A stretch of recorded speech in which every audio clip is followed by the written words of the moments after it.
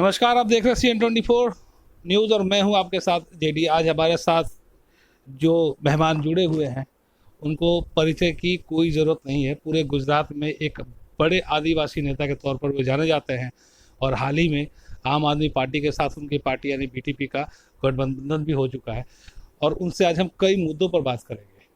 उनके विधायक क्षेत्र में जिस तरीके का अवैध खनिज खनन का मामला चल रहा था उस पर भी बात करेंगे और आने वाले चुनाव के बारे में भी उनसे जानकारी लेंगे। तो हमारे साथ मौजूद है अभी BTP सुप्रीमो छोटू भाई वसावा। सर, आपका बहुत बहुत स्वागत है। Thank you. बताइए। आपके क्षेत्र में अगर कामों का बात हम शुरू करें तो पहले झगड़िया विधानसभा क्षेत्र में खनन का काम बहुत हुआ था, लेकिन अभी हाल के दिनों में देखा जाए तो सब बंद हो गया है। क्या कहना चाहेंगे सर इसके बारे में? वो तो सब इलीगल चलाते हैं ना। सरकार जो है ना अभी भूपेंद्र पटेल की वही चोरी करवाती है ना।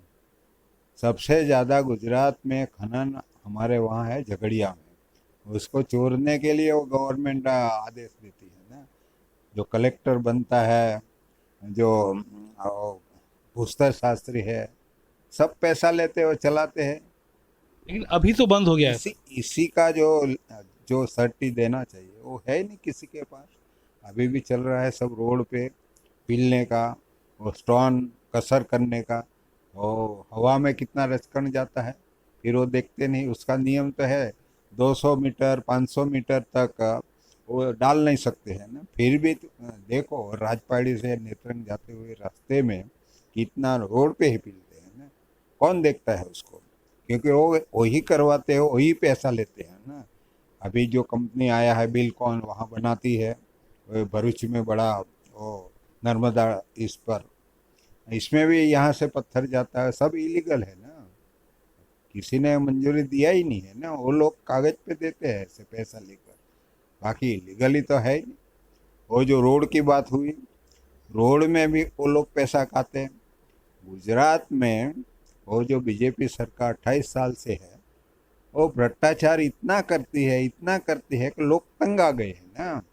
इस रोड की बात क्या, सब प्रोजेक्ट में वो लोग पैसा खाते हैं। सब उसका ही एनजीओ चलाते हैं ना।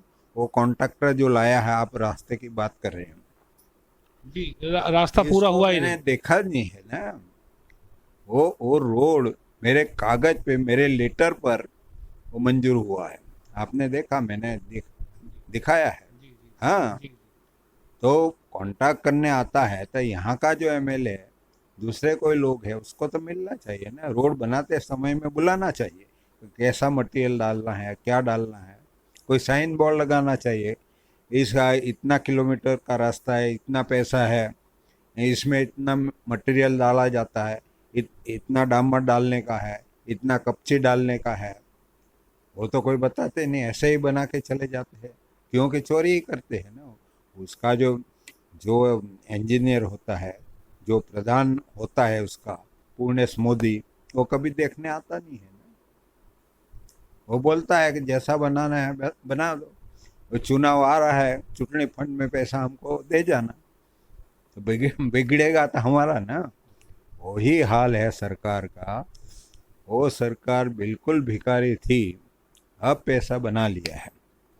क्योंकि कितना समय से राज में है, बजट खाने के लिए वो चुनाव करते हैं। कोई बजट बिना वो चुनाव लड़ता नहीं है, क्योंकि सबके पास से पैसा लाता है। हमारा ज़मीन खरीद लेते हैं, हमारा जो काम है इसमें खाई की करते हैं। तो इसको कैसे सरकार मानी जाएगी? हैं? जो उस सड़क अभी बना है सर, ये वो सड़क भी तो बहुत भ्रष्टाचार से जुड़ा हुआ है। ऐसा लग रहा है कि हाथ से निकल जा रहा है वहाँ का जो। इसलिए मैं बोलता हूँ को पैसा खाने की बड़ी साजिश है। इसलिए कोई पब्लिक को नहीं बताते, ऐसे ही बना के चले जाते हैं रातों रात। लेकिन आप इसमें आप यहाँ इसमें के डामर भी नहीं डालते हैं, कपची भी नहीं डालते हैं। हाँ। तो आप यहाँ के इस क्षेत्र के विधायक हैं, एक विधायक के तौर पर, एक पार्टी के मुखिया के तौर पर भी आप इसके ऊपर में क्या अभी एक्शन लेंगे या मैंने सोच रहे बार हैं? बार बोला है उसको कि भाई उसको साइन बोर्ड लगाओ, अच्छी तरह से बनाओ। हाँ, कहीं वो मुझे मिल जाएगा ना, तो जिंदगी में उसको मैं बान करा दूंगा साले को।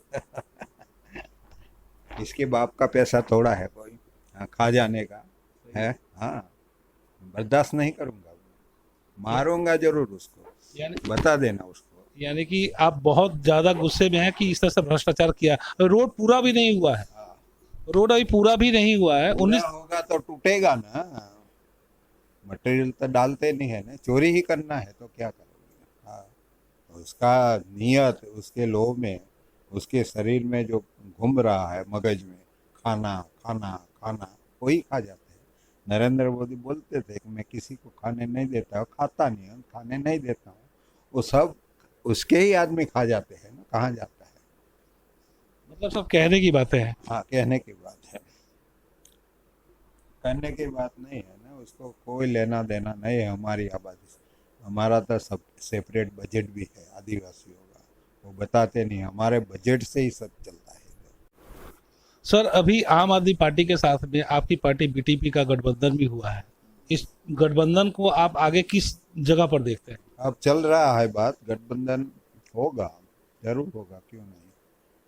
और वो जो केजरीवाल है, दिल्ली में कब से सरकार चला रहे, वहाँ शिक्षा भी फ्री दिया है, मैं देख के आया हूँ कि सही स्कूलें चला रहे हैं, सही बच्चे पढ़ते हैं, सही उसको लाभ मिलता है।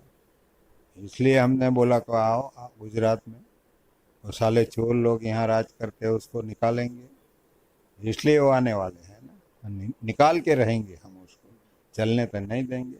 उसका बाप का देश थोड़ी है, वो ट्रस्टी बनाया जाता है 5 साल के लिए, तो मालिक थोड़ी बनते हैं कोई। हाँ हाँ। तो आने वाले समय में गुजरात विधानसभा सभा का जो चुनाव होगा, इसमें कहीं ना कहीं एक तीसरा और ये बड़ा मोर्चा हम लोग कह सकते हैं जो बीजेपी और कांग्रेस को टक्कर देने के लिए तैयार हो रहा है। बिल्कुल बनेगा, आने टक्कर देंगे उसको।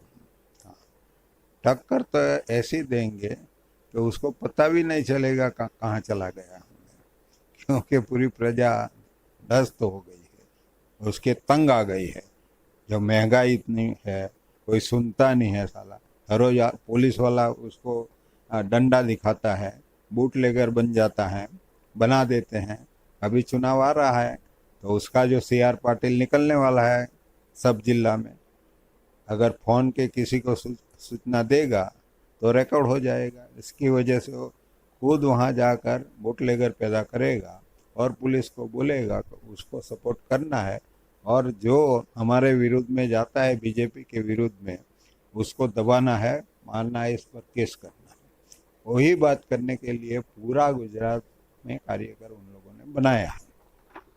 चलिए सर, आपकी पार्टी उम्मीद करते हैं कि इस रण में विजयी हो, लेकिन एक सवाल हम आम जनता की तरफ से आपसे पूछना चाह रहे हैं। अगर आपकी सरकार बनती है गठबंधन की, आपकी और आम आदमी पार्टी की, तो क्या जो पेट्रोल का कीमत बढ़ा है इसमें वैट कुछ घटेगा, आम जनता को कुछ राहत मिलेगा? तो हम करेंगे, बेरोजगार जो लोग हैं उसको रोजगारी देने की बात करेंगे, महंगाई की बात तो करेंगे, क्योंकि सब लोग परेशान तो है। पहला मुद्दा वही रहेगा, दूसरा मुद्दा वही रहेगा, वो बेरोजगार वाला। और जो जमीन छीनी जाती है लोगों की, जैसे ट्राइबल की जमीन छीनी जाती है, सब घुस गए हैं, कानून होते हुए भी प्रतिबंधित एरिया में आ गए हैं लोग।